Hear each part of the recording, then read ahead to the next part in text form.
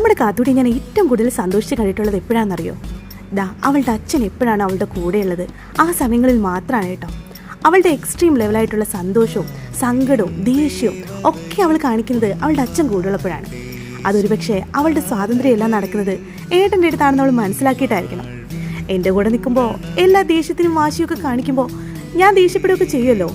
ദേഷ്യപ്പെടൽ മാത്രമല്ല, നല്ല കുറുമ്പ് കാണിച്ചാൽ നല്ല അടിയും ഞാൻ വെച്ചു കൊടുക്കും.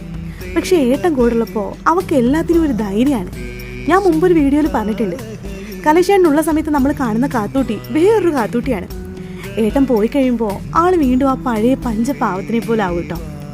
ഇന്ന് ഞാൻ ദൂരെ മാറിയിരുന്ന് അച്ഛൻ്റെയും മോളുടെയും കളിയും ചിരിയൊക്കെ ഇങ്ങനെ ആസ്വദിക്കുകയായിരുന്നു. ഏട്ടനും അതുപോലെ തന്നെ. പണ്ട് ഇങ്ങനൊന്നും ആയിരുന്നില്ല കേട്ടോ കലേശേട്ടൻ.